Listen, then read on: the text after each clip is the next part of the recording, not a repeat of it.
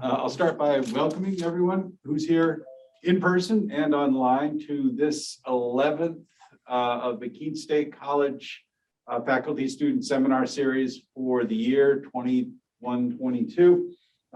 If you're here as a student registered for IS 199, please, as usual, remember to sign up on the sign-up sheet down in the front when tonight's session is over. If you're here via Zoom, as usual, we'll ask that you turn off your microphone and your camera so that we can focus on the speakers. And then when the talk is done, you can feel free to turn your microphone and camera on.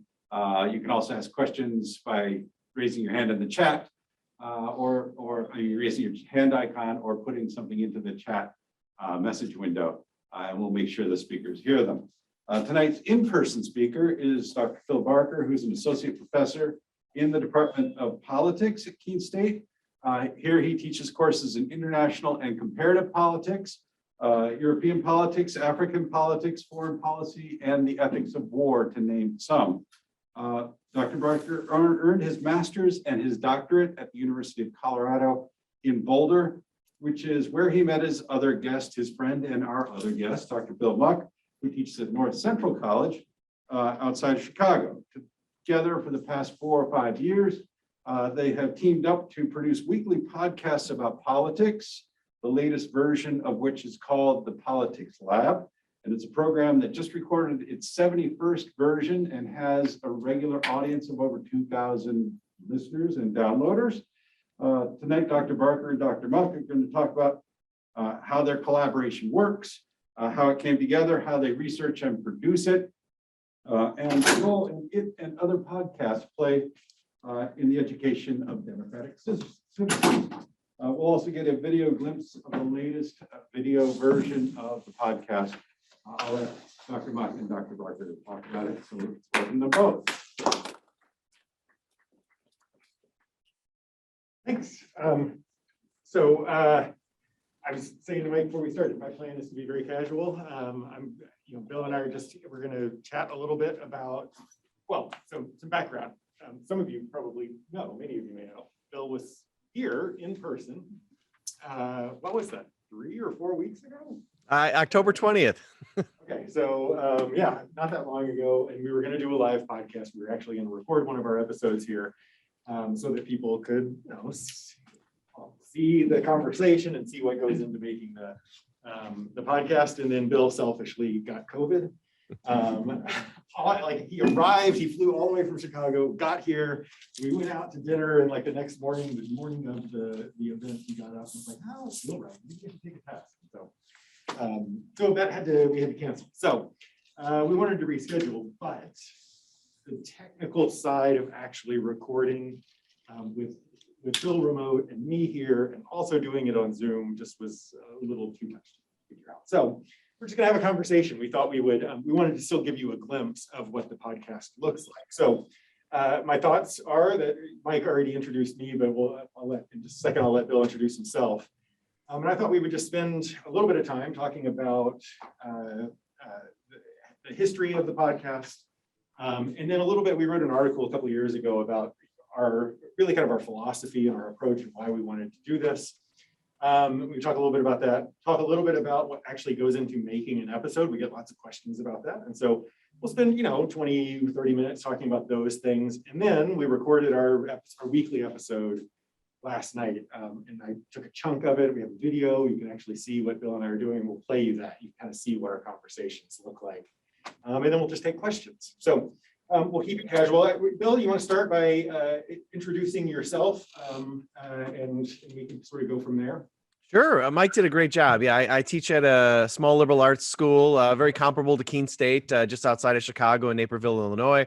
I study international politics. I do a lot of research on U.S. military activity, civic, and more recently been doing work on civic engagement and thinking about college students and how we motivate college students. So Phil and I are, we're best friends, but more importantly, we also research a lot of the similar issues. So it's been an ongoing conversation, good friendship, and turned into a really fun way to podcast. So I guess I'll leave it there, and then we can talk more about the podcast. you're on thin ice when you put your research interests above our friendship. So Bill and I met, as Mike mentioned, Bill and I met on the first day of grad school 20 some odd years ago. And we both went to University of Colorado, walked into like the intro seminar of political science and was like, that guy looks pretty normal. And we've been friends ever since. And we've gone through these various life change, had kids at the same time and all of these other things. So we've always stayed in touch. And then, so the basic background of this, I don't know. I mean, maybe you can add to this, Bill, as you want. I mean, it was 5 years ago. It was actually, Bill had a student that had been sort of egging him on, encouraging him to do some sort of podcast. A student that I had met and whatnot. And the thing that finally kind of sparked it was the election of Donald Trump. So when Donald Trump got elected 5 years ago, it was this opportunity that we thought, regardless of how you felt about that election, the political world was sort of chaotic. Like everyone was wondering, what, how do we make sense of this? This is not what people expected. This is not what the polls said. What does this say about American democracy? And so that was really kind of the spark that led us to do this, basically just a weekly conversation, which was, two political scientists just kind of talking through, what our take was. And it was very rough. We did not know what we were doing. It was just it was an hour of rambling for the most part. And it gradually sort of gained a little bit more structure. Is that appropriate? Are there other things that you would want to add to kind of the origins of this whole thing? No, I think that's pretty spot on. I mean, I think it initially was, I think we were both somewhat hesitant and think that this was something we would be good at, thought the product would be terrible, right? I mean, I think it was just, well, we'll just try this and see. And it was really a nice format with the Trump administration, right? Because there were so many things that were happening on a daily or weekly basis that we wanted to talk about that didn't always fit well in a classroom setting. And so this was a way for Phil and I to have those conversations, to think as political scientists. And we really didn't think anybody would listen, right? We thought maybe my mom and that might be it. And then we found that there was an audience. And so that's been really nice to think about us, the podcast evolving with our interest in world events and then growing an audience. So it's been a very, very rewarding experience. Yeah, and then so about a year and a half ago, we decided to sort of take a shift. Bill and I, in kind of conversations that we had, we thought a little more intensely, or we had been thinking about what the role of our podcast should be. And we felt like, as political scientists, there was a niche, there was a void in kind of the political discourse out there that we had an opportunity to fill. And so we, a year and a half ago, sort of shifted gears and started this new podcast, the Politics Lab. We intentionally named it the Politics Lab. We wanted it to be sort of a scientific, we wanted to approach politics scientifically. And so we've written about this. I mean, our philosophy or our thinking at the time, and as we've kind of continued to play around with it, was, you've probably experienced this to some extent. In the political realm, there are, the way I see it is there's kind of two different groups of people that are quote unquote experts on politics. What most Americans see as political experts are pundits, right? They're people you see on TV, they're journalists, they're kind of talking heads who are kind of reporting on events. Oftentimes on cable news, it's not even reporting, it's just like opinions and arguing and whatnot. On the other side of the kind of barrier or wall, we're academics. We're people like Bill and Mike and I, who actually have a lot of background. We've spent, in theory, most of our adult lives studying how politics work, theories that help explain political behavior, that help explain things like the rise of Donald Trump and populism, or how to make sense of essentially growing tensions between the US and China and international relations. So there's a lot that political science has to say about the world around us. But political scientists are, I think academics in general, but political scientists, that's the perspective that I come from, aren't great at talking to the general public. They're really good at talking to each other at conferences and in journals and in using academic speak and all sorts of stuff. So there's this conversation going on amongst academics that's not reaching the general population. And then there's this, we've kind of ceded the space to pundits, to people talking heads who are informed in some ways, but they're not informed in like the theoretical background and some of the main ideas about how politics work. And so we saw this not only as like an opportunity, but as kind of a civic duty, like something that people should be doing more of. Basically what we do in the classroom, which is teaching concepts that help make sense of the world, but to like a larger audience. And it's an approach that I think we need more of in the United States, right? More like actual understanding of the civic process and how it works and what the implications are of that. And so that kind of became the motivating force behind this. You have thoughts on that, Bill? Yeah, I think, yeah, you're looking around, and when you turn on cable news, like you said, it's all pundits, and we found, they were posing questions on cable TV and whatnot, and political science has a lot of answers to them, not all of the answers, but there were some things that we knew. And so, we've talked a lot about democracy. There's a ton of literature on democracy and how, democracies expand and how they contract. And we felt there's a real space for this. But as you noted, political scientists don't do this. Like, sometimes you'll see an economist, being interviewed on the news, but you don't see many political scientists. And so we thought there was space for a couple political scientists to talk and for us to bring on other political scientists to share their expertise. But we also saw it as kind of nudging the discipline. And the piece that we wrote for PS, it's within Political Science, sort of an educational journal, was to nudge others to think of political scientists, but also academics more generally, that we have a responsibility to be public intellectuals, to be engaging this broader conversation that the country is having in a meaningful way. It's not just these political pundits that have something to say. And so we've tried to fill that space and I think encourage other political scientists and other academics to do that as well. It's a shame that so much of the conversation is limited to a handful of talking heads on TV. There's been a little bit of this kind of approach that we're talking about. It has started to pop up a little bit. Like, I don't know if you, like Washington Post has the monkey cage, right? So there are these little places where academics have started trying to write to broader audiences and make sense of kind of bigger political phenomenon, but it still feels really small. And I don't know how many people actually like tune into the monkey cage on Washington Post's, webpage or whatever. So, yeah, it's been in our in our conversations, it's really kind of interesting. A lot of it happens sort of naturally, but just as I think about it, like just a couple of weeks ago, we were talking, there have been a number of articles recently about the rise of China and how to make sense of that. And, in our conversation about it, it's, just in talking about it, there are all sorts of ways, theories of, so some of you have been my students before, theories of realism that kind of explain like, power dynamics or, how, I don't know, international institutions might be changing as China rises.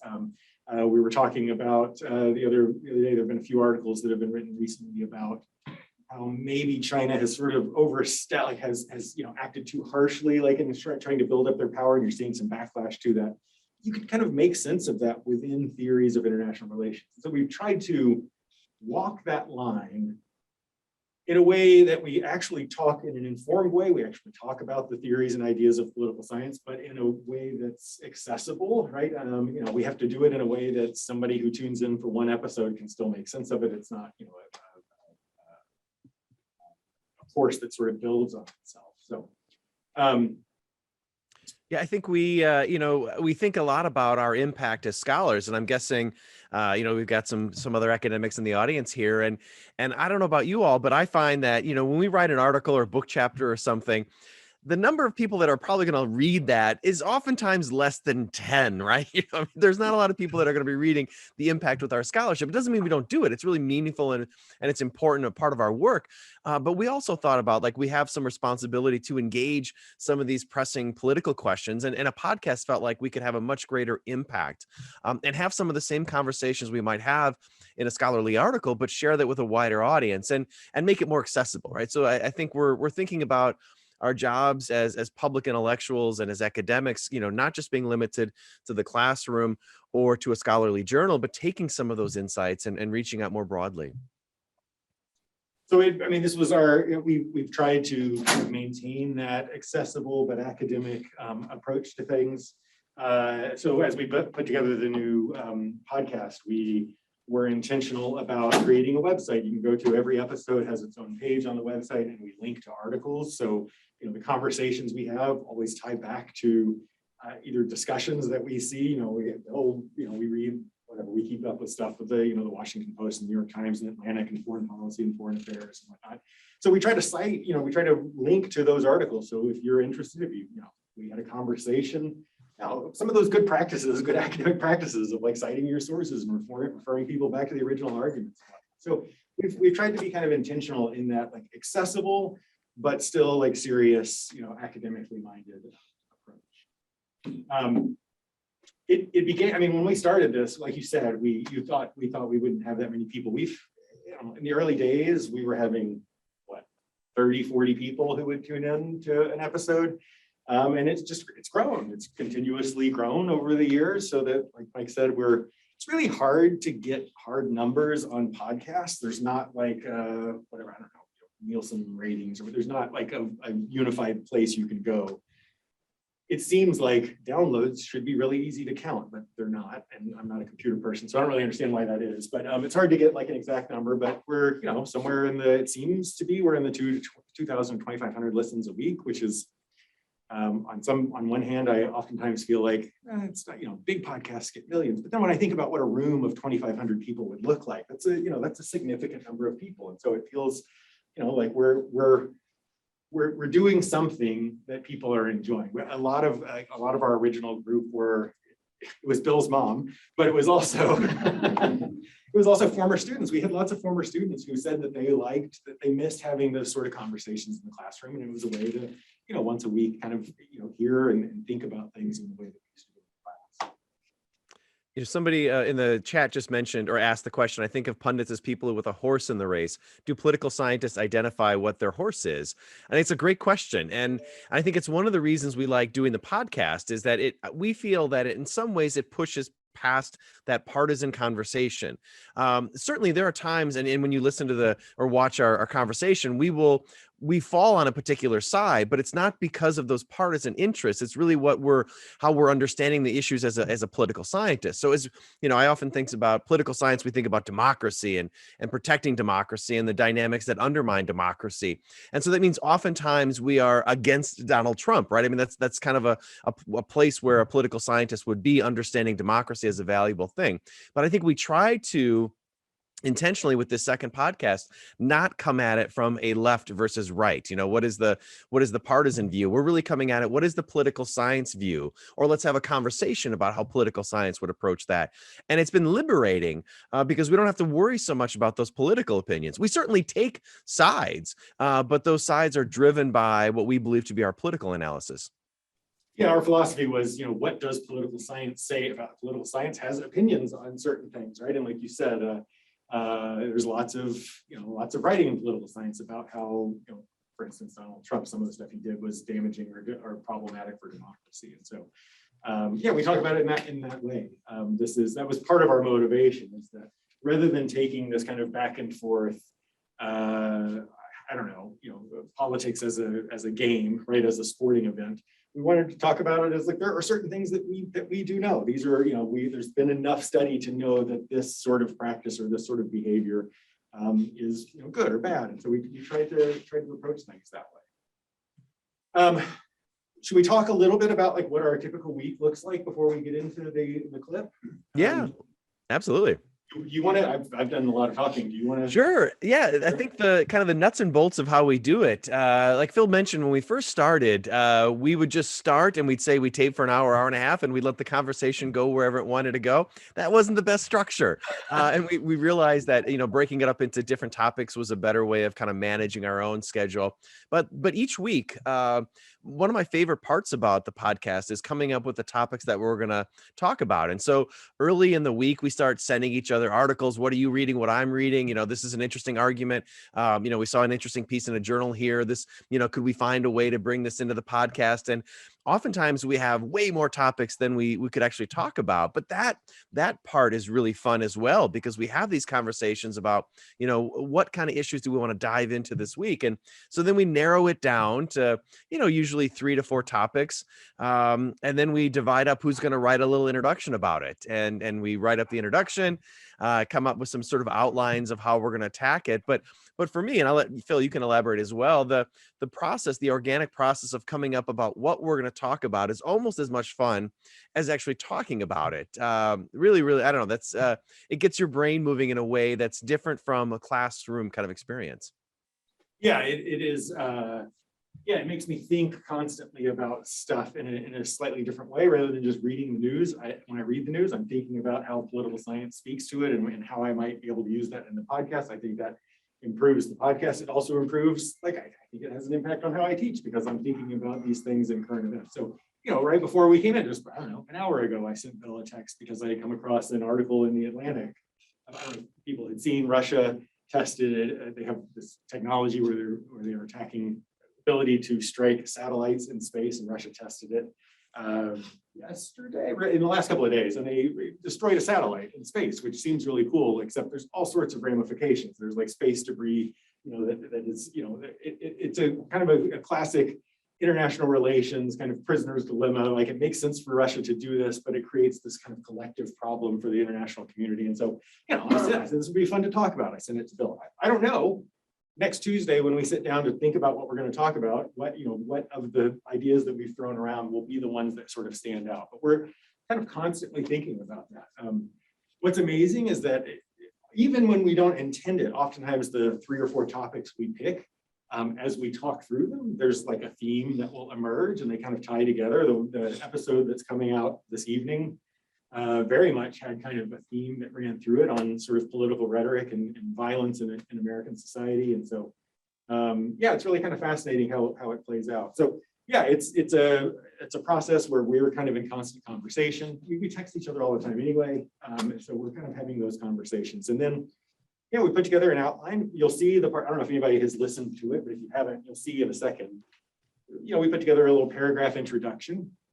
But when we record, we sit down and hit record, and we talk for an hour.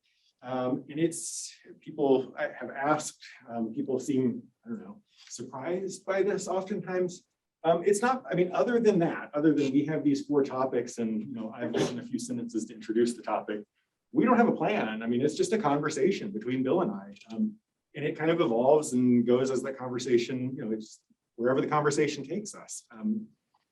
The fact that people are always surprised by that makes me think we're either really good or we're really dumb. I'm not sure, but for whatever reason, that's it. We record, and then after we record, we do a very slight editing, not a whole lot, but we throw it up on, we maintain a web page and put it out every week, and then the process starts over. I don't know. You and I, people have asked me, between the sort of thinking about it and the writing up of topics and the recording, it's probably comparable to a class, right? In terms of the amount of prep work you're putting into it and the time that you put into it and the posting and all of that. It does. Yeah, I would say that's right. Although it's probably time we would spend anyhow, right? We've been talking about U.S.-China relations. Those are things that we would be reading about anyhow. So it's sort of overlapping with the stuff that we would be doing anyhow. The only one thing I would add to what you just said is that, we have a weekly routine, but then every once in a while we step back and say, okay, what have we been talking about? What are we missing? Over the next, few months, what are the topics we really want to think about? Are there, are there issues that we're missing, or who do we want to have on the podcast? So we've had, Jim Waller, we've had other colleagues who study international politics and, a variety of different approaches. And we hear somebody who's interesting, like, let's reach out and shoot them an email and see if they want to come on the podcast. We had my local member of Congress, Sean Casten, we had on last year. And we just sent an email and said, hey, would you want to come on? And they said yes. So it's, I think we think week to week, we're thinking about what are the interesting conversations in that week. And then every once in a while we step back and say, as political scientists, what are some of the topics that we'd like to hit on over the next couple months? Those guests, when we have guests on, those are always really enjoyable. So we got Jim Waller and, like you said, Sean Casten. We had Roland Harris was one of our professors in grad school who went on to be the foreign policy advisor to the Prime Minister of Canada. And we thought, well, let's reach out to him. And it was fascinating to have a non-American, somebody who was actually involved in foreign policy, making foreign policy, talk to us about like, how does the world see the United States? How does it interpret, the US after, in the years of Trump, after Trump, how do they, and those are, I think, those are the more interesting, I feel like I'm a student in those, where I'm like interested in kind of finding out what people have to say about stuff too. Okay, what are we doing on time? Should we play the clip? Does that work? Okay. That's great. So what we're going to do now is we're going to play, each episode is an hour. We usually break it into kind of 15-20-minute chunks of topics. So what I'm going to play for you is the first basically 20 minutes of this week's episode. It's the world premiere. It is not even publicly available yet. And so you kind of see how, we usually start with a little bit of banter and talking, just chatting with each other before we jump into the conversation. So this will cut off at the end of our first topic, but we then go on in this episode to talk about 3 more topics. So let me see if I can make this work properly.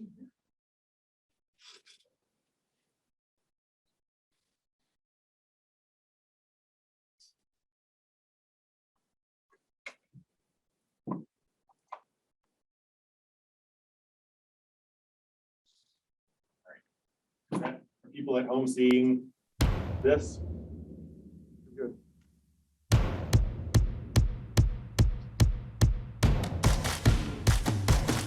This is the Politics Lab, a podcast that puts politics under a microscope. On this week's episode, Bill and Phil discuss the seriousness of political rhetoric, the shifting attitudes towards race in America, the growing number of Americans advocating for political violence, and what to make of Steve Bannon's surrender for contempt of Congress charges. Now let's go to the lab. Hello, everyone, and welcome to the Politics Lab. My name is Bill Muck, and I'm a professor of political science at North Central College, and I'm joined by my colleague and best friend, Dr. Phil Barker, who's a professor of political science at Keene State College. Hey, Phil. Hey, Bill. How are you? I am just getting ready for Thanksgiving. It's a very exciting development. It's right around the corner. How about you? Oh, me too. It feels like everybody's like mentally there already. Like my students, it feels like they're ready for the break. Everybody's ready for a break. I can't wait. It's snowing right now in Keene. It feels like it's finally it's hard to believe that we are at like mid-November already, but here we are. I'm not sure I'm ready for the next 6 months of winter, but I'm ready for Thanksgiving. It's going to be cold, dark, and everybody's going to have COVID, right? That's what you look for in a winter experience, right? So, next week we're not going to have an episode. It's because it's Thanksgiving. We're going to all be traveling, and we thought we'd take the week off, and all of our listeners can spend some more time with their family. But we will be back the weekend afterwards. So everybody should enjoy that little Thanksgiving break. Yeah, it's going to be nice. We deserve a break, Bill. We work real hard. That's so true. That's so true. We got a lot to talk about today. Before we dive in, do you want to remind everybody how they can stay connected? We've got actually a lot of really, really interesting articles that we'll put up on the webpage. Yeah, so the website is thepoliticslab.com. You can go there. You can click on any episode. You can listen to the episode. Of course, you can listen on any of your regular podcasting apps as well. But on the webpage for each of the episodes, we have articles. And this week, we're going to talk about some survey data, some statistics that are out about American attitudes towards race, towards violence in the political system. So there'll be links to those. You can go and read more in depth. We're going to talk about an opinion piece that Dan Drezner wrote for the Washington Post. All of that is on the website. You can go and click directly there to read some of that. And also, we have a Facebook page at the Politics Lab, and we have a Twitter account at Politics Lab Pod. Both of those places you can follow us as well and hear about updates and whatnot in those places. That's fantastic. And we've had a bunch of new listeners over the last couple of weeks. And we can't emphasize enough how great the webpage is in terms of going and, all the topics that we hit on. We've got other resources there. So it's a way to stay connected and really dive deeper into the issues that we bring to the podcast. Yep. Should we dive in, Phil? Yeah, we got some heavy stuff to deal with today. So, all right. So on last week's episode, we finished up at the end of the episode by talking about Ted Cruz and his suggestion that the secession of Texas might be necessary. This is a quote, if the Democrats end the filibuster, if they pack the Supreme Court, if they make D.C. a state, if they federalize elections and massively expand voter fraud. We also mentioned that Republicans often use this sort of language and then dismiss any criticism by claiming that they were joking. This week, Dan Drezner, professor of international politics at the Fletcher School at Tufts University, wrote a piece for the Washington Post, which I've got on the webpage, in which he took a deeper look at Republican rhetoric over the past few months and asked just, quote, when should political language be taken seriously? Conservatives have gone all in on culture wars, attacking woke culture and critical race theory. Even if they are incorrect on the details of these ideas, Republicans argue that they still, quote, somehow capture deeper changes within vital institutions. In other words, when Ted Cruz says that he might support secession, he isn't being literal, but he is touching on a feeling of frustration among conservatives about the direction of American politics. Dan Drezner, then, his big question is, quote, if it's fine to take these terms seriously and not literally, then what are we supposed to do when Republicans speak in a treasonous and traitorous manner? When should their words be taken seriously?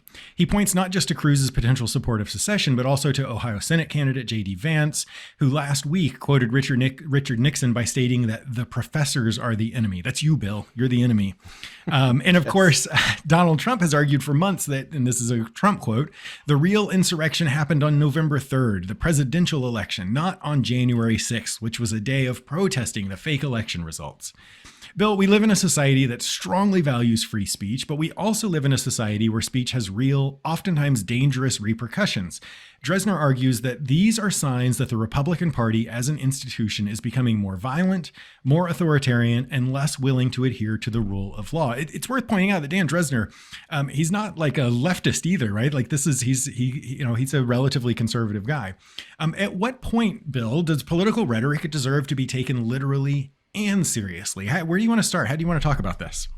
Let's start with that question, because I think it's a really, really important one. And one of the things that you and I often talk about is that we study the international system. We study international politics, comparative politics, and it gives us a different lens than American politics experts who just focus on the United States. And I think one thing that we've learned by studying the international system is that patterns emerge. And one of those patterns is that if you continue to talk about violence, inevitably that violence is going to be taken seriously. Eventually it is going to happen, right? So, the argument put out there is that you can dabble in this. You can dabble in this dangerous rhetoric. You can dabble in this this language that sort of suggests violence, but you're only half joking. But what we see from history and what we see from looking around the international system is that eventually it does translate into violence, right? And I think that's a really, really scary point to think about. And I think the other point here, so one is that inevitably it happens, right? History has taught us that transition happens, and that's why you have to be so careful with language. But the other important part about what we're seeing here is that there's always more extreme language on the fringe of political parties. But what we're witnessing within the Republican Party today is that some of those voices are much more mainstream. And so it's one thing if you're seeing that occurring out in the extremes and kind of the wings of the party that don't matter, that don't have their hands on the levers of power. It's an entirely different thing when those who really matter and the central voices of the party are also, if not embracing that, condoning that. And I think we can think about some of the, McCarthy and some of the leaders who are uncomfortable coming down against them. And what does that suggest? So I guess I find this concerning, and it's a troubling trend that we're seeing. I don't know. How about you? Yeah, I mean, this is it's a hard balance, right? Because there is a place in politics for humor and, satire and all of that, right? That plays an important role in political discourse. And so you don't want to have zero sense of humor about something. Yeah.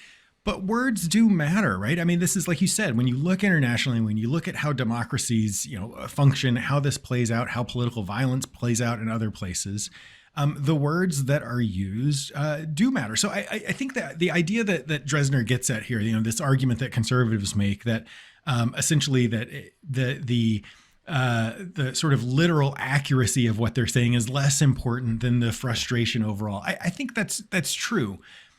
But you can express frustration with the political system in a variety of different ways. And when you choose to express frustration with the political system in terms of, advocating secession or the use of violence or whatever, then that is a choice, right? And expressing it that way is important. You and I talk a lot about norms and how, ideas and attitudes towards politics change and evolve over time. And the words that are used, the rhetoric that is used really does matter. So, I mean, as evidence, I'll put on the website some of these surveys, but One of the surveys that I was looking at this week talked about how now it's close to 70% of Republicans who think that Donald Trump won the election, right? That think that Joe Biden didn't actually win the election, despite all the evidence and all of the various groups that have looked into election fraud and all this other stuff.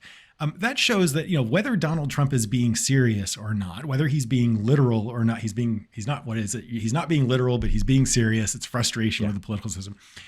People who hear him take it literally, right? They believe that it has actually been stolen in some way. So the rhetoric that is used does matter. You can say, I'm frustrated with the ways in which the Congress or whatever isn't listening to average Joes like me. You can say that I'm concerned about the direction of politics in the Capitol, and it doesn't line up with the interests of Texas. You can talk about all of that without the sort of quick and easy way is to go to secession or the professors are the enemy. Like that's the really dangerous stuff. And I can't help but think about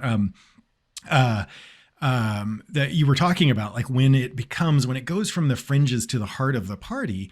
That we talked over the last few weeks. We've talked a lot about the Levitsky and Zablat, the How Democracies Die stuff, right? And they talk explicitly about the importance of parties in sort of playing this role of gatekeeper. And so when it's the Ted Cruzes and when it's Senate candidates, when it's actual sitting senators, when it's the president of the United States that are using that rhetoric, it legitimizes that language.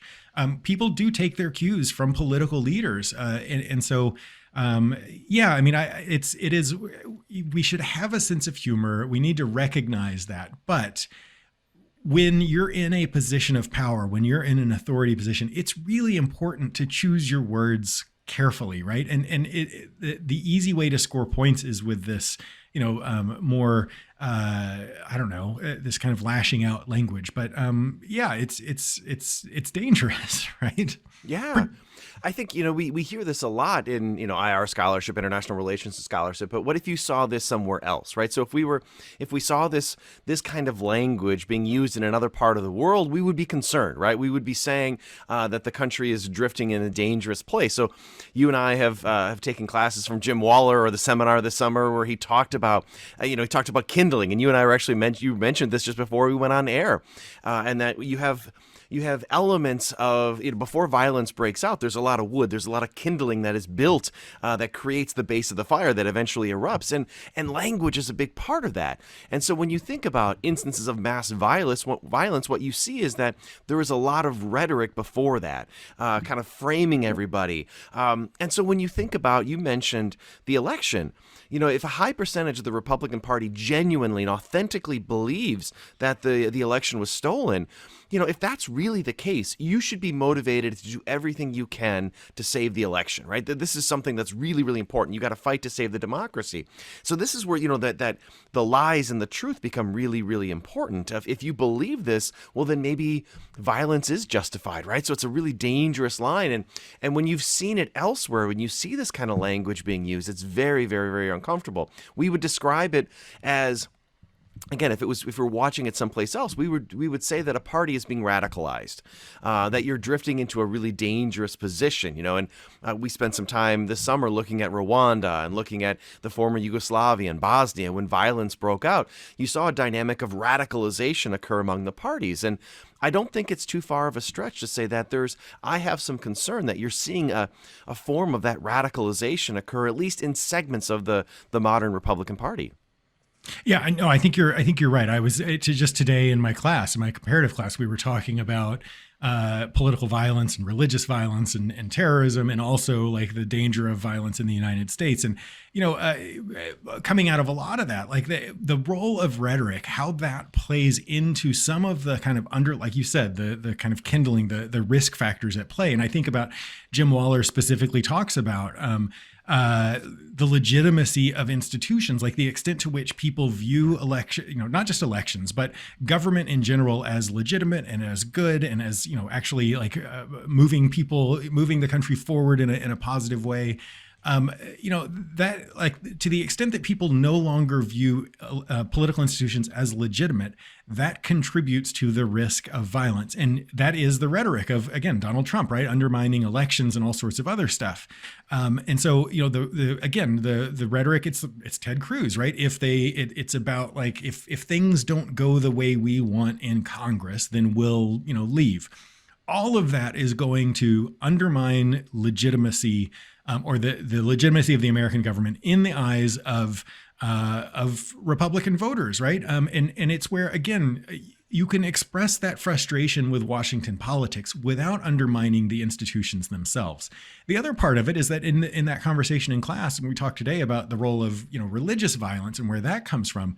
This element that comes up in political violence across the board, but certainly in religious elements, is this idea of, like, the demonization of the other, right? When you start seeing politics in this kind of cosmic warfare, frame in which, like, it's good versus evil. It's not about Democrats' policies towards whatever, towards the economy versus Republican attitudes towards the economy. It's about a battle for good and evil versus, between good and evil for the heart of the country.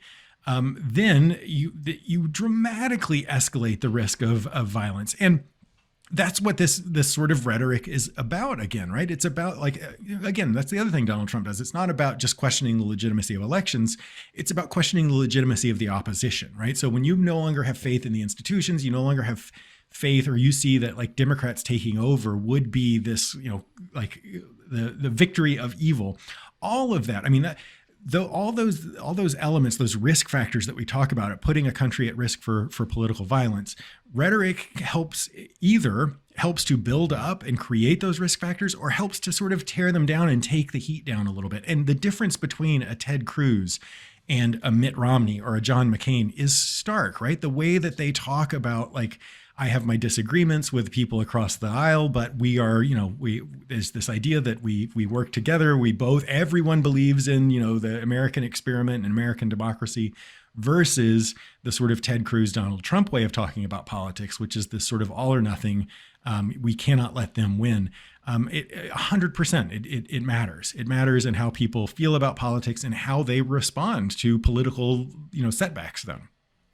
And it creates a cycle. So as we think about what's happening here, so once you see a party or a group or whatever it is embrace this kind of language, then it becomes a battle within that party to outbid each other, right? So, I mean, that's kind of what you're seeing. Ted Cruz does something, and then Paul Gosar or somebody else does something, and they're always, essentially becomes an arms race, right?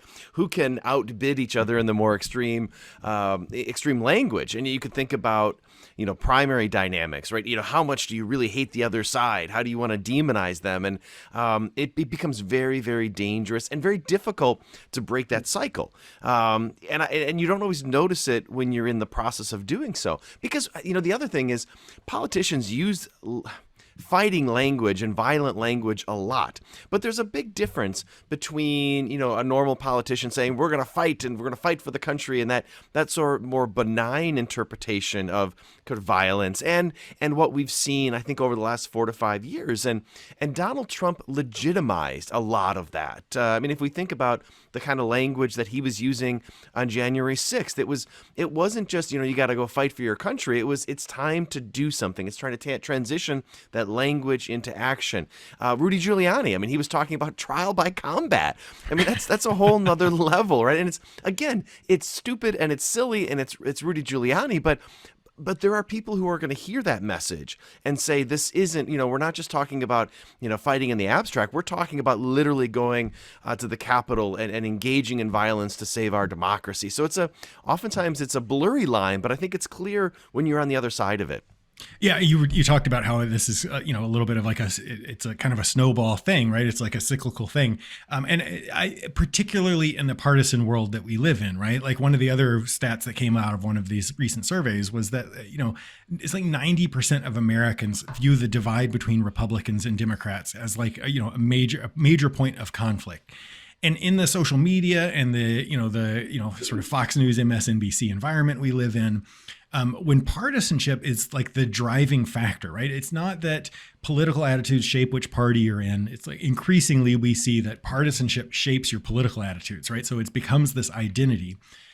and we live in this world of social media in which, you know, the in that environment, the sort of most extreme voices get amplified, right? So Ted Cruz gets coverage when he critiques Big Bird or talks about seceding or whatever. So there becomes an incentive for politicians to take those more extreme attitudes. And if you're already locked in as a Republican or a Democrat, right, you're not like evaluating, you know, based on rhetoric about which party you are a Republican. Ted Cruz is saying this and is getting more attention for it. Then it continues to cycle, right? That becomes incentivized. It becomes rewarded because you get more coverage. You're seen as the one who's fighting the hardest for your side. Yeah. And yeah, I mean, we've had so many conversations about the state of partisanship and democracy and the direction that puts us in as a country. And I just feel like more and more despondent about the path that we're on. Well, and it creates it's a self-fulfilling prophecy in that way, where so if you are the Democrats looking at this and you're seeing this this language of violence and you're listening to Donald Trump and others, you say to yourself, that is anti-democratic, and we can talk about it. And I think there are most certainly elements of that. But then you sit back and say, we can't let this party get control of the political system. And there may be legitimacy in that view, but then you need to do everything, right? So it creates a dynamic, not necessarily violent dynamic, but to say we have to do everything we can to preserve the party. And I don't think up to this point, we haven't seen similar violent language out of Democrats at this point, but it would not be surprising if you see an escalation where eventually that does happen, right? Because it feels like the entire political system is dependent upon your party winning. So when one side engages in this, it's very difficult for the other side to restrain. Yeah, I mean, the stakes continue to go up, right? So if you already, again, it's another way it snowballs, right? You feel like this is a battle between good and evil. It justifies increasing action. As the other side goes down that road more and more, then it's easier to see it as like a good versus evil and demonize the other, and it just kind of builds on itself.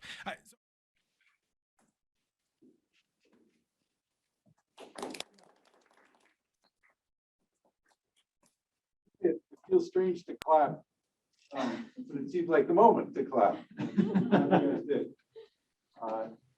It's also the moment to ask questions if you had about what they were talking about or about podcasting, unless you have anything you want to toss out there. No, yeah, I mean, we figured we would open it up, questions about podcasting, about how we like the actual process, about things we talked about, whatever. We're here to answer whatever questions people have. Yeah. Would you say that you had a target audience when you started the podcast? Did we had a target audience? What do you think, Bill? Did we have a target audience when we started this? My mother, but that was kind of it. You know? No, I think we thought about former students as one audience because they listened early on and said that they had missed having the kind of conversations that we had in the classroom. And so the podcast was filling that void. But I don't think we really had a target audience. I don't know if it was necessarily academics. I think we weren't sure who was going to be engaged by it.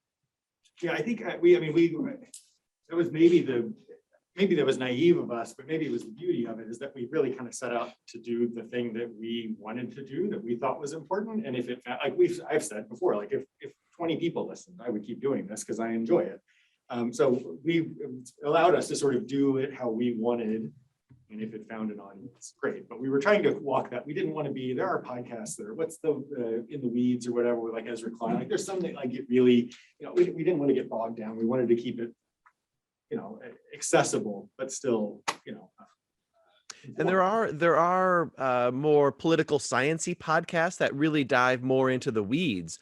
And we didn't want to be that either. We wanted to be a connection between the political science literature and the sort of day-to-day world. People, the average listener who isn't a political science major, doesn't spend a lot of time reading journals about this. Like we wanted to be that bridge to bring this literature to them. Yeah, thanks, Phil and Bill. I really enjoyed that. I had a similar question about the target audience. Appreciate that you saw a void or a space, right, where you wanted it to produce this, and you found what that is, and you grew it to thousands of viewers.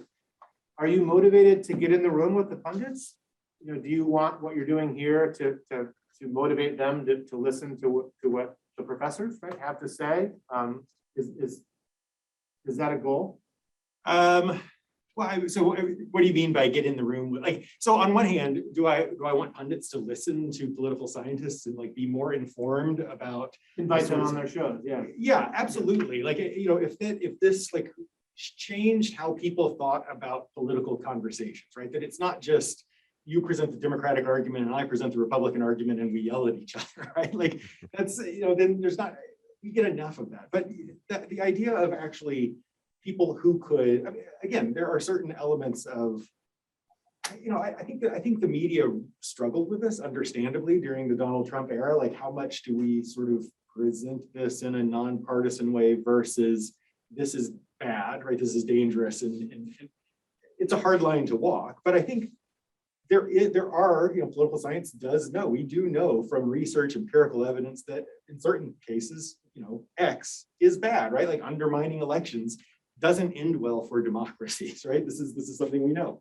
And so the idea that pundits would take that approach, would be more informed by political science, by academics, I think would be fantastic. In the sense of like, do I want to be personally a part of that conversation? Not really. I'd like to keep doing this with Bill, and if pundits tune in and listen, then great. But yeah, I don't know. I think part of why I enjoy this is that kind of contentious political conversation that has become kind of the norm in America makes me uncomfortable. I don't like those conversations. I don't like having that sort of confrontation. And I enjoy talking about it through this kind of, I want to analyze it. I want to think about it and what do we know and kind of weigh both sides. And that's partly what I've enjoyed about it. What, Bill, do you have a response to that question? Yeah, no, it's a great question. I will say, kind of flipping it a little bit, I will say something that we've done in the political science department at North Central College is that we've built a relationship. So I'm just outside of Chicago, and WGN is one of the big networks here. And so we have myself and two of my colleagues, we are regular guests on WGN when they want somebody to come in and talk about the news. And I wouldn't have done that pre-podcast. I wouldn't have felt comfortable about that. But as this has happened, you know, it's a skill set has developed, and my colleagues also have done this. And WGN really likes it because they've said to us on a couple times that, you know, having a political scientist on is different from having a pundit on. And so again, I think there's more space out there for political science, but also just academics to be engaging the political world more directly. And I think that one of the ideas early on was that we could be a model of how we have some of those conversations. So that's the other part. Like you were saying, you wouldn't. I was not comfortable having these, like doing this for 5 years, where I talk about controversial issues, has made me more comfortable and more confident. So I grew up in a deeply conservative Southern family, and went to grad school in Boulder, Colorado. So like this, world, and so. It's made me much more comfortable in being able to say confidently, no, this is it's not an issue of Republican or Democrat. This is what we know, right? This is a problematic aspect of politics. So yeah, I think it's great what Bill has done. I've done a little bit of that, but I probably should be more willing to do more of the press outreach. I do. Did you have a question? Yeah. Do you have a way to where viewers can get in touch with you to kind of respond to the commentary that you provide them, or is it just like they listen to the podcast and then they formulate their own opinions? So I mean, there are ways for viewers to get listeners to get in touch with us. I mean, we have on the website, we have, Bill has an email address, I have an email address that people can reach out directly to us. We have people that tweet at us or like send us comments on Twitter, on Facebook, and so we're very open to that. We've had people who have asked us, follow-up questions based on things we talked about, or asked us, we had people send in topics. Hey, I read this article, I was wondering if y'all would be willing to talk about it. So we have that, probably not as much as we would like. Like we would, I think, like to have more feedback from people.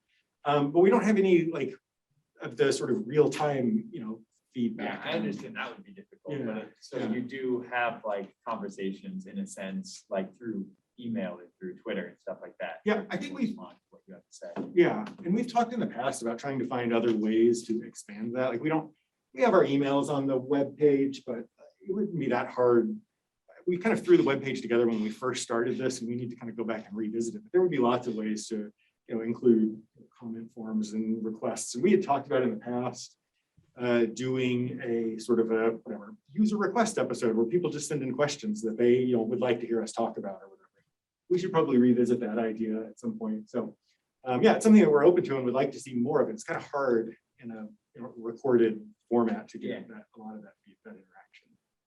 So, sorry, Yeah. as a follow-up, how rewarding do you find it when people reach out to you with whether they're opposing your beliefs or whether they're just asking for more information? Is that something that you encourage? Yeah, Bill, do you want to add some time? You have a response? to Yeah, that? it's I think it's been very rewarding, right? Especially when you get somebody who reaches out, say we get emails from time to time from somebody who says, we really enjoyed the podcast or enjoyed the way that you framed this issue. It's you're reaching somebody, which is really valuable. And every once in a while we do get people who push back and say, I enjoyed the conversation, but I totally disagree with you. And I think we're open to that. Podcasting is more one direction than I thought. I think we anticipated there would be more back and forth. But then I think about how I consume podcasts. I go and listen to them, and I don't reach out. So I think there's, that format is more one directional than I fully anticipated. Sure. So you talked about how, and clearly we observed it, that the two of you engage in discourse or conversation around issues that can be very polarizing. And, hearing how you approach it as a political scientist, you also, as you talked about, you come down on a side of it. Has that ever drawn kind of unwanted or even threatening attention, given kind of the polarizing climate that we live in now? Not with this current iteration. I don't think. The previous podcast, we had another person on the podcast who was more conservative, and so we had sort of people from all over the political spectrum, and we got more. I don't know. Never anything that left me like concerned or worried. But yeah, we haven't gotten much of that. We do, like you said, there are people who will say, I totally disagree with you, but less of the, and that may just be the nature of, if you think that we're idiots, right, you're going to listen to one episode and then move on, right? You're not going to return. So probably part of it is that our listenership gets built up. I'm sure there's the type of people who like it share it with people of similar, thoughts or whatever. I don't know. What do you think, Bill? You've gotten in some of your media appearances. You've gotten a lot of. Yeah, I would say podcast it's a much more civilized audience than the news. Like, so when I'm on WGN, there's lots of sort of ugliness that comes out from that. They post all the videos on YouTube, and it's one of those things where you got to train yourself not to read the comments or open your email for a couple days. So yeah, when I do news media outlet stuff, that you get a lot of pushback, but the podcast we haven't. And I think that's nice. Like it's a safer space for us. Yeah, you hear people like Jim Wallier and Morris who have, as a result of speaking out, have landed on hate lists and different things that can be really rattling. Even when the Keene Sentinel did the article a couple of weeks ago on the podcast, it was very quickly, they put the Facebook story up and immediately there were several comments that were nasty. Like people who I'm sure had never heard it's just the atmosphere we live in, right? It evokes some of that. So yeah, I'm glad to hear that. Free of that. Yeah. Yeah, so I just have one. So you talk this is a response to the video that we saw. So you talked a lot about polarization within the politics in the political atmosphere of the United States. So is there a way that we talk a lot about in my classes, promoting a superordinate identity for countries so that we don't look at things as Republican and Democrat or blue and red. We look at things as United States or we're all Americans here, which usually comes more around rally around flag mentalities. But is there a way we can do that without, going to war, or having to invade a country and get everyone on board for something like that? Yeah, it's a good question. So on this episode that's about to come out, the next topic we went to, the next two topics kind of built off of this conversation we had. There's a new survey out that shows that, again, 30% of Americans now think violence might be necessary to fix what's wrong in the country or whatever. So we kind of went down that road of how do we, there's a lot of political science literature and research that can say America's in a bad place. There's less political science research on how do we come back. There's a lot of research that says once you start down this path of eroding democracy and deep partisanship, there aren't a whole lot of examples of countries that come back from that, right? Once you start down this path, it doesn't bode well. And so we had that conversation, right? if political scientists, we need to do more than just say we're doomed, right? There needs to be some path forward. And do you remember what we kind of came around to? I mean, we talked about the role of like lowering rhetoric, but again, like, Levitsky and Zablat, who we reference, who have talked about like how democracies die and how they erode. They talked very early about how important it is for parties to play a big role in sort of keeping, extremists and populists and whatnot out of mainstream discourse. And it feels like we've kind of crossed that line in American politics now, to the extent that, in fact, we were talking about that. For us to all kind of bring the tone down, it would require some level of, how did you talk, like de-radicalization is how you were talking about last night on the podcast. Right? Yeah, absolutely. And in a variety of ways. I mean, in previous episodes, we've talked about how Germany has been successful at that. And some of it deals with media, and how you present stories and how news outlets are allowed to operate. And the United States is kind of a free-for-all that way, and it tends to divide. And I think it's a really great question. Like during moments of war, everybody rallies around the flag. If there's an external enemy. And one of the things that Donald Trump has been very, very effective at is he's turned that enemy within. I think that's what we're living through right now, is we're seeing a system in which we see each other as the enemy. And that's very, very difficult to come back from. So it really is about kind of de-radicalizing the nature of politics, and very, very difficult. We've made an argument throughout the past couple of months that we've had this conversation about democracy a lot. That good governance, like actually governing, like there's lots of research on that about like, how do you sort of bring down the tone of rhetoric? How do you actually like rebuild up democracy? Part of it is convincing people that government actually is effective and does things to improve their life, right? And that's as simple as, you could make an argument that, an infrastructure bill, right? That actually can, move forward in people thinking more positively about it. It lowers the stakes, the idea that if politics is all about, it's zero sum, that if I win, you lose, you have to tone that down. But how you tone that down is letting everyone feel like they are in some way gaining, right? That their I don't know, positive outcome for them isn't based off of somebody else's loss. But we're also, this is where I flip back to being despondent. I go back and forth between optimistic and pessimistic. You flip back to being sort of negative or pessimistic about it. And it feels like we're in a place where, in the bipartisan, the infrastructure bill was bipartisan, but the Republicans who voted for it were, punished and censured by the Republican Party. So partisanship has become so, significant that it would be hard to get the parties to even agree on what governance would look like, how to actually move forward. We've gone far enough down the road now, that it gets harder and harder to kind of come back from. A lot of my class ended with this is depressing. I don't know what to tell you other than it's depressing. Well, one quick thing, and it's a heavy lifting thing, but I mean, we could think about the way in which we create districts in the country, right? So, I mean, we gerrymander so many districts, they're safe districts that lead to extremism, right? Either you're not Democratic enough or you're not Republican enough, right? So, I mean, there would be easy ways to start thinking about nonpartisan redistricting that would reduce the temperature, that wouldn't reward extremism. And I think those are steps that you could take that would have a pretty immediate impact too. And again, you have to have some level of bipartisan agreement that reasonable districting is a good thing, and it feels like we're at a point where the parties can't even necessarily agree on that. Yeah. Okay, can I ask a question? So you were talking about those extreme, edgy comments. So I'm thinking this has anything to do with this information age, like everybody is getting exposure to so much information, and really only those edgy comments can stand out to catch people's eyes.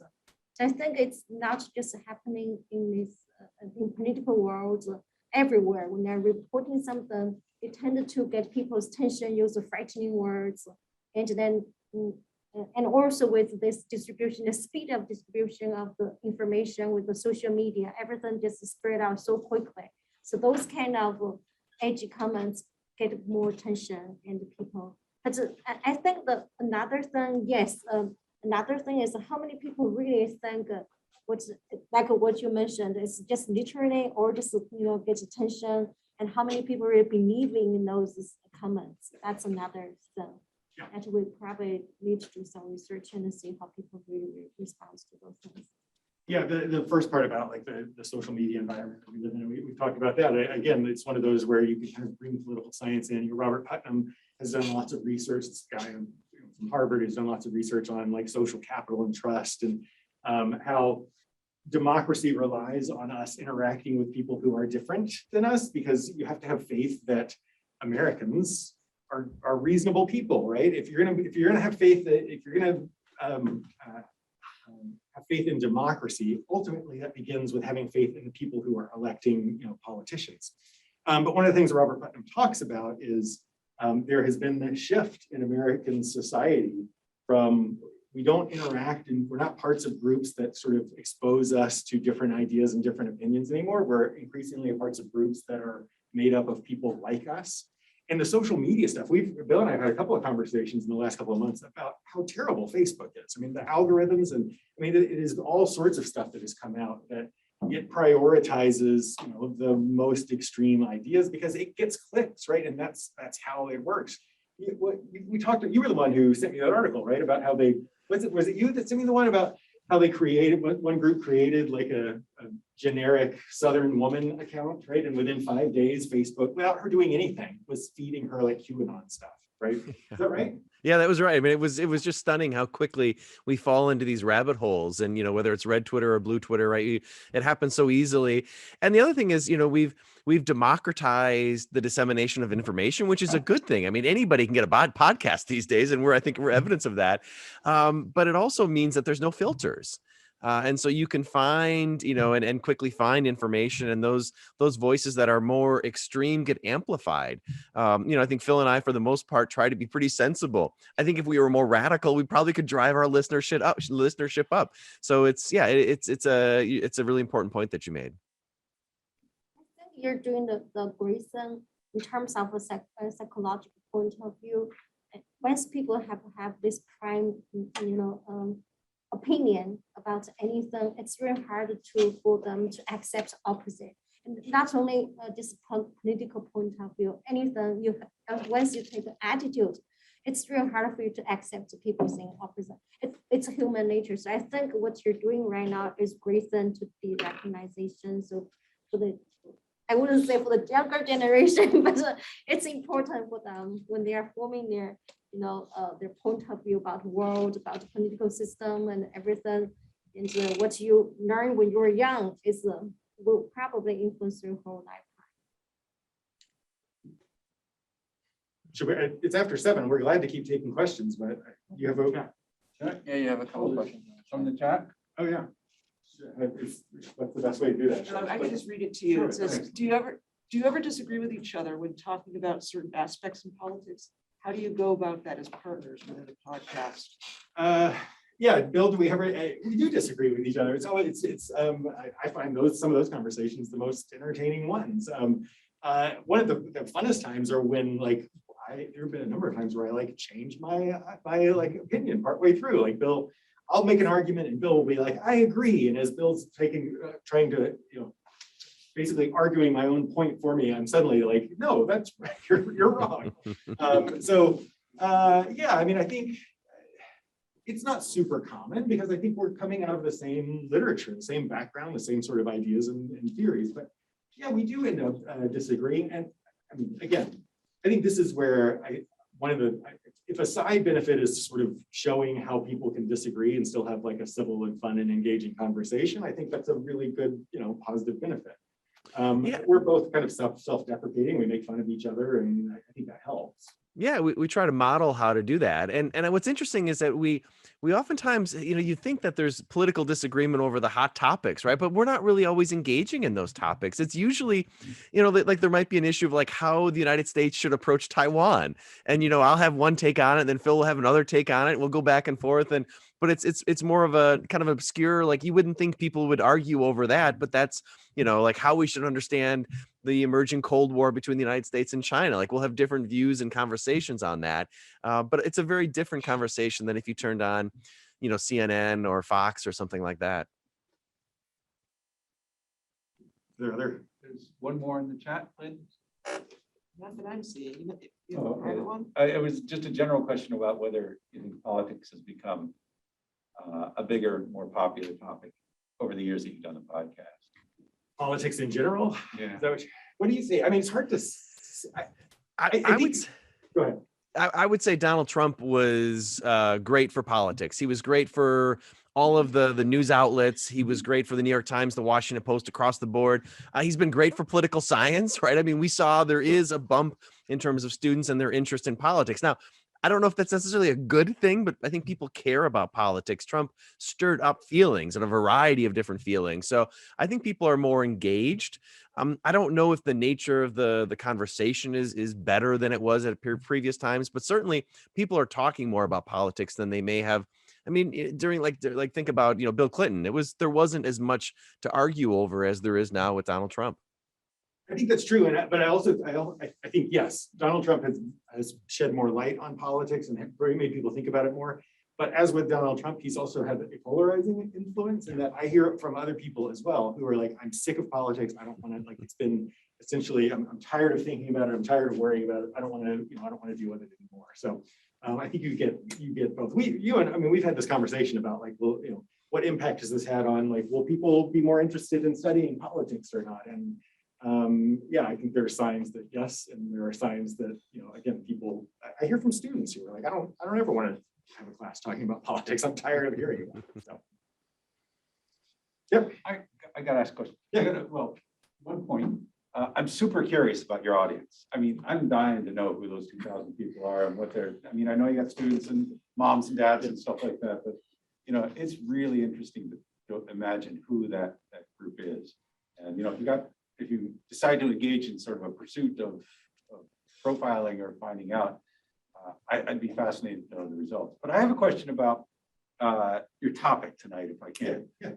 And that is, I want to push back a little bit against the despondency. Okay. And I take comfort in knowing three things. One of them is, I'll talk about two. One of them is Ted Cruz. Al Franken wrote a book, and one of the main themes of Al Franken's book is Ted Cruz is hated by everybody. It's true. In the Senate. They really don't, consider him to be a serious senator, and they would, you don't take his politics serious. And he's the guy who escaped to Cancun for the pandemic. He's discredited. So that's comforting, when he goes overboard. Another thing, and this is more historical, is that part of the decline of student radicals in the 60s, part of the demise of the power of their movement was their advocacy of revolution and violence. They overstepped. And when you do that as a movement, you lose credibility among the American public. And so they were advocating revolution, but they were also, the left used to be talking about succession. Ecotopia was California, Oregon and Washington becoming an environmental, wonderland and succeeding from America. And that was just seen as goofy by most Americans. And I wonder if this kind of overreach actually might have the effect of moving this kind of discussion into the extremes and pushing us more to the center as a country. I think that's possible. Even last night, we talked on this episode, we talked a little bit about how Donald Trump was such a polarizing figure, right? That, like, we talked about, like, he ripped away the idea of dog whistles, right? And the shifts, like, one of the things we talked about is in the last 4 or 5 years, the shift on attitudes about race, like support for, like, the belief that essentially African Americans are in fact discriminated against amongst the Republican Party has been flat, hasn't changed. But amongst, like, white Democrats, it's been a 50-point swing. It's like, it's gone from like 25 to 30% of white Democrats to like 75%. And so it shows how quickly attitudes can change. And part of it is because I think of the extreme and sort of polarizing nature of Donald Trump. And so I think there's maybe a point to what we lost Bill. I was just about to ask Bill, one of the things I've thought that would be like an interesting conversation for, one of the ideas that's been bouncing around in my head is this idea of Donald Trump people are talking about him as the presumptive nominee for the Republicans. And as a political scientist, I can't decide if that is a terrible idea, because of the damage he does to norms, or whether that would be the best outcome because it makes clear what the stakes are in terms of democracy, right? And so, I think you're right that, the Republican Party might be better off by not having Donald Trump, right? Because he brings out sort of the strongest notions or the strongest responses of people. So yeah, I've seen other people who have made similar arguments that we're at essentially a low point, and there are lots of signs that in sort of attitudes towards bipartisanship and governance and all of these other things there's lots of signs that that's about to bounce back essentially. And they've always been there, and if you go too hard against them, that's where you start to lose. Yeah. The other side, did you want to say anything about that? Yeah, I Bill? guess the only thing, no, I totally agree with that. The only thing that would give me a little bit of pause here is that January 6th should have been one of those moments where we had that reflection to say, oh man, we've gone too far. And it felt like for a couple days after January 6th, there was that movement. I mean, even, the Republican Party was criticizing Trump. There was just this movement that we can't defend this. And then we sort of went away from that. And that's what concerns me is I'm hoping that if additional issues come up, that there is this movement where the country says, like you said, in the 60s and 70s, it's just too much. This is not sensible. I hope that's the case. In terms of, I do have again, the data is hard to find on demographics, but there are really kind of, it is what you would expect from a podcast demographic. Like the stuff I found is probably half of our audience is under the age of 30, right? In that sort of 18 to 30 group. And then it's like, a slightly smaller chunk in the sort of, 30 to 40 range, and then Bill's mom. But like what's been remarkable is the number of people, how it has grown. Like we get people who reach out who early on I could figure out they knew somebody who knew, me when I lived in Texas or whatever.